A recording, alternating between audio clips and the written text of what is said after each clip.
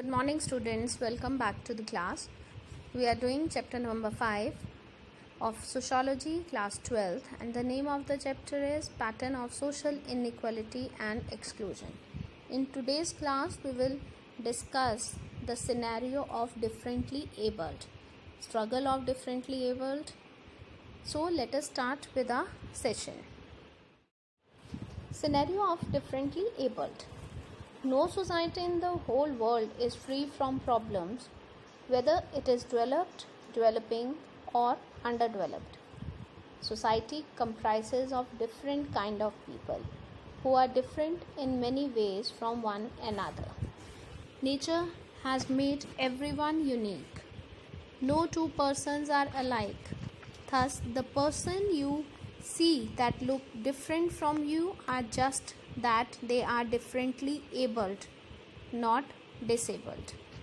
They too have been neglected by society because the society did not know how to cater to their needs. Similarly, some people in the society are educated and yet unemployed. Others are afflicted with chronic diseases like cancer, leprosy, tuberculosis.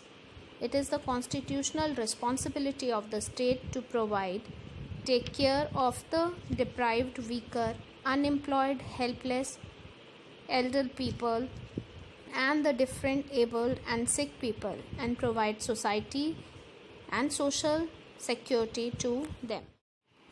Till the beginning of 20th century, social service programs, healthcare and care of physically and mentally challenged people was done by private organization. In the first decade of the 20th century, some countries started giving pension to the retired person and employment related programs were started in 3 decades later. The developed countries provide following services: old age and disability pension, maternal pension, unemployment allowance, health services, rehabilitation of the disabled persons. The fight for equality and rights for the Dalit and Adivasis have been going on for a long time, but the struggle for the right of differently abled has not even begun. Here are some common features of disability that have formed public perception all over the world. Disability is understood as a biological or physical deficiency. Whenever a disabled person is confronted with problems, it is understood that they are created by him or her.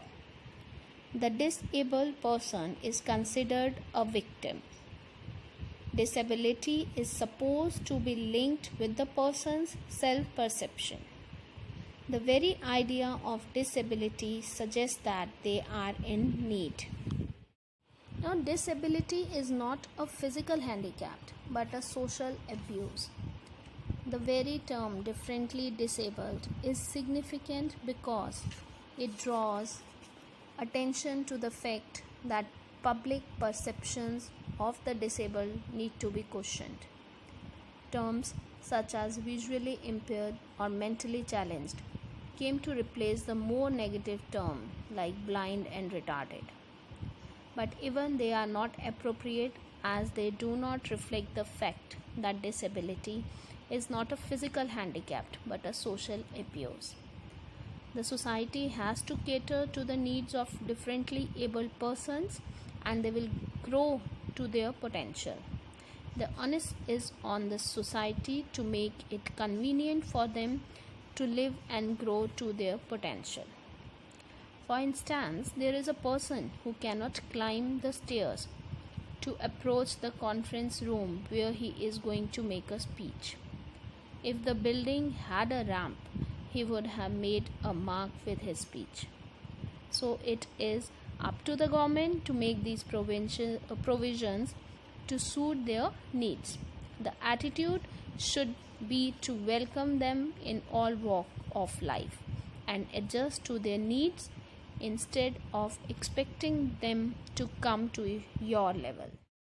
Now we talk about the programs for the differently abled in India. Before independence, there was no provision for caring for the differently abled person. The post-independence program started in 1957 with the old age pension scheme, which was implemented in Kerala in 1960, in Andhra Pradesh in 1961, Madras 1962, and Punjab 1964. Tamil Nadu renamed it as the Old Age and Disability Pension Scheme. Kerala launched the Physically Disabled and Handicapped Pension Scheme in 1963. UP and Punjab started the Widows Pension Scheme later the same year. The Ministry of Social Justice and Empowerment is the nodal agency of the central government that promotes services for the people with disabilities through its various schemes. The primary objective is to promote services for people with disabilities through government and non-government organizations so that they are encouraged to become functionally independent and productive member of the nation through opportunities of education, vocational training, medical rehabilitation and socio-economic rehabilitation. Emphasis is also placed on coordination of services, particularly those related to health. Now they do not have the life chances, opportunities that the others have. They are not educated, cannot get jobs, and this leads to poverty.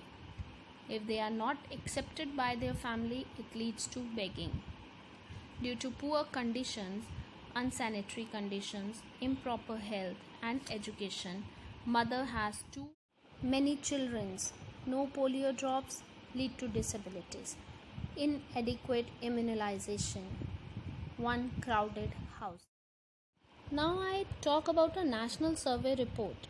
I'll explain you one national survey report in which that was based on the sample data collected by the NSSO 58th round. An estimated 77,046 persons were projected as disabled persons who were having at least one of the impairment in term of mental, vision, speech, hearing and locomotor disability. The gender distribution of disabled person was 52,239 males and 24,102 females, constituting 68% and 32% males and females respectively. Majority of the disabled persons were locomotor impaired, followed by mentally retarded, speech impaired and hearing impaired, mentally ill, blind and low vision. However, it need to be borne in mind that the task of social security and social support cannot be put entirely on the government. The society also must feel responsible. The people who are given the task to provide assistance to them, schools, do their duty honestly and with compassion. That's it with your chapter. Hope you all understand that. Take care. Goodbye.